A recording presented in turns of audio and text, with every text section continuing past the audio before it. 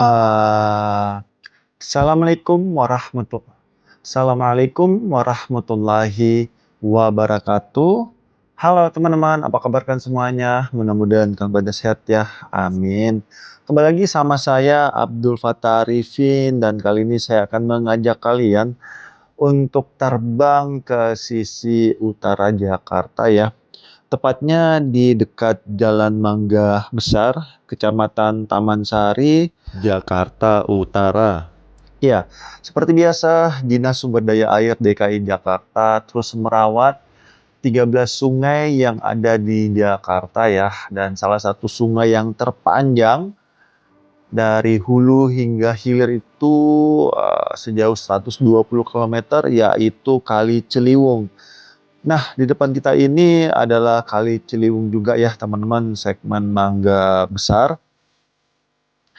Dan saat ini sedang dilakukan gerebek lumpur ya, dan kegiatan ini, gerebek lumpur ini sudah sangat sering sekali dilakukan ya oleh teman-teman Dinas Sumber Daya Air DKI Jakarta. Karena kalau tidak dikeruk teman-teman, maka sedimentasinya akan terus bertambah dan bisa menjadi daratan.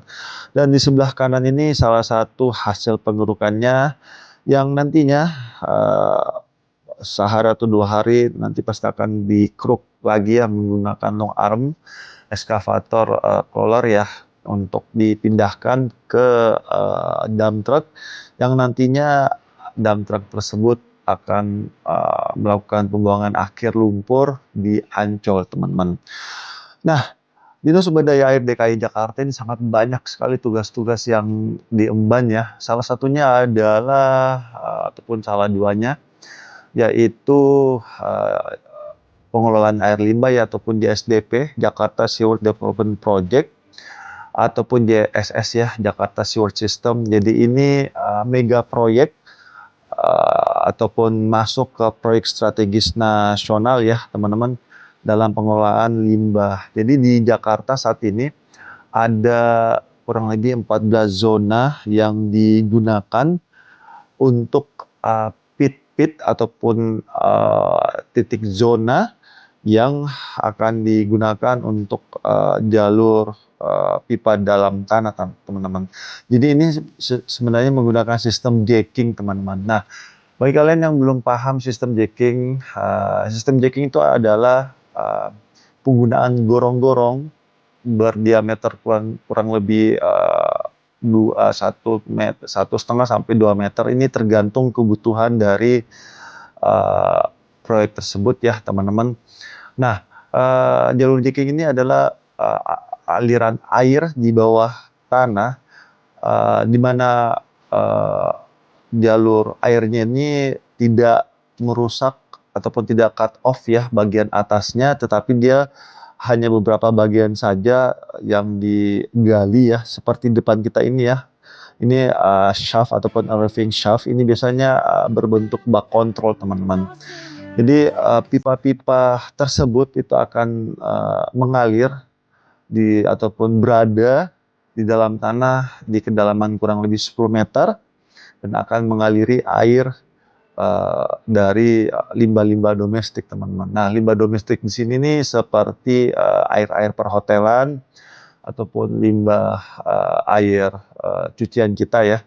Jadi nanti semua kota madya di Jakarta semua itu akan dijalurkan sistem jacking untuk menarik limbah-limbah domestik tersebut untuk diolah kembali di waduk fluid ya, diolah kembali menjadi air yang lebih bermanfaat dan akan disimpan di waduk fluid. Nah, di depan kita ini salah satu roving shaft ya yang sudah ataupun hampir selesai dibangun. Jadi tugas Dinas Sumber Daya Air DKI Jakarta ini sangat banyak sekali teman-temannya yang membutuhkan dukungan ya pastinya dari masyarakat, dan kita doakan juga pastinya agar proyek strategis nasional yang salah satunya diamanahkan di Jakarta ya, yaitu dari Dinas Sumber Daya Air DKI Jakarta untuk mengelola limbah-limbah domestik Nah, di sini teman-teman, ini adalah Jalan Pangeran Jayakarta ya. Jadi di sini ada 5 roving shaft yang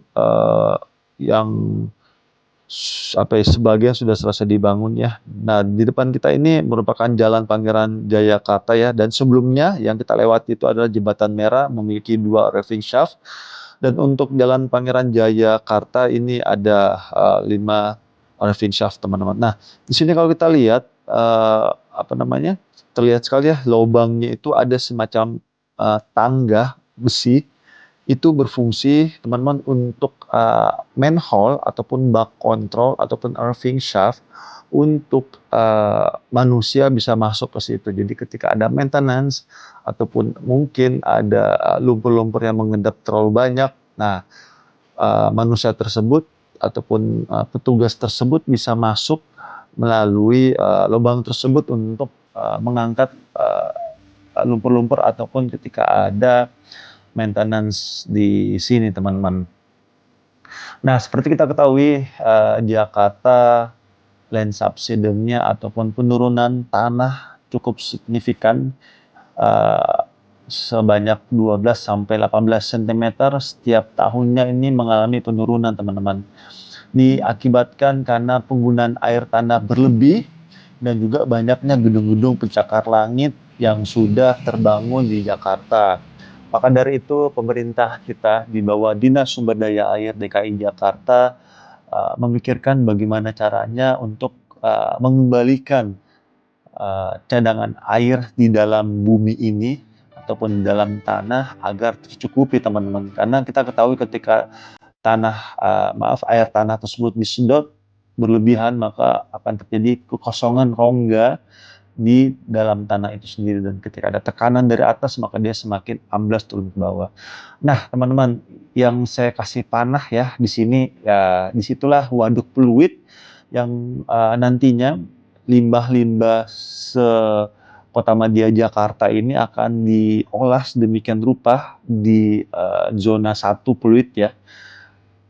Dan air tersebut setelah diolah itu akan disimpan di waduk fluid untuk cadangan air bersih kita teman-teman, karena PDAM ataupun PAM juga mengambil salah satunya ya mengambil air itu di waduk fluid teman-teman. Maka dari itu Dinas Sumber Daya Air DKI Jakarta mengambil tindakan yang menurut saya cukup bagus ya untuk menambah lagi cadangan air kita teman-teman, agar ketika musim kemarau tiba cadangan air kita cukup untuk memenuhi kebutuhan kita sehari-hari. Dan seperti inilah ya Laut Utara, kita bisa lihat ya sangat berdekatan dengan Jakarta Utara ini ya, karena memang Jakarta Utara ini sudah masuk ke pesisir utara Jakarta teman-teman. Dan di bawah kita ini adalah Kali Ciliwung ya teman-teman. Ini Kali Ciliwung juga sangat panjang sekali ya, 120 km, dan ketika kita mau menyusuri Kali Ciliwung ini sudah pasti harus menggunakan helikopter teman-teman ya, bukan menggunakan drone. Dan di bawah ini sebelah kanan ya teman-teman juga ada rumah pompa milik Dinas Sumber Daya Air DKI Jakarta yang selalu standby 24 jam untuk mengawasi debit air yang turun dari langit ataupun air kiriman dari Bogor ya teman-teman, karena Jakarta ini posisinya ada di bawah. Di sini kalau kita lihat untuk rumah pompanya masih bagus meskipun warnanya warna biru ya, ini ciri khas Dinas Sumber Daya Air DKI Jakarta ini warna biru, meskipun warna birunya ini agak pudar-pudar sedikit. Ini pasti diakibatkan karena panas Jakarta Utara ini campur debu dan dicampur hujan, cocok sudah ya. Maka catnya agak sedikit luntur, jadi itu hal yang normal saja ya teman-teman. Jadi apapun yang ditaruh di luar itu kalau panas, hujan, kering segala macam itu pasti akan terdampak ke warnanya teman-teman. Oke, itu saja mungkin ya teman-teman yang saya bisa berikan updatean terkini kegiatan pemerintah kita di bawah Dinas Sumber Daya Air DKI Jakarta dalam penanggulangan banjir sekaligus untuk menambah cadangan air kita ya melalui mega proyek Jakarta Seaward Development JSDP Jakarta Seawards Development Project ya. Jadi ini pengolahan air limbah teman-teman.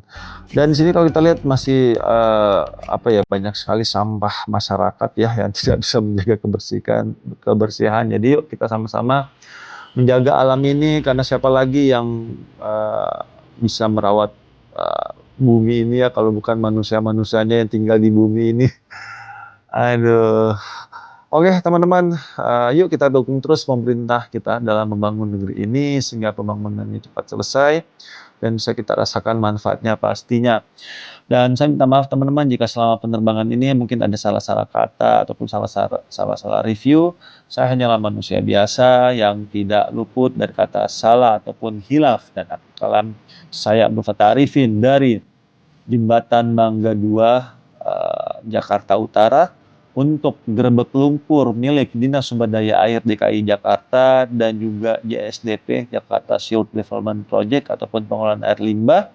Mohon undur diri. Assalamualaikum warahmatullahi wabarakatuh. Indonesia maju.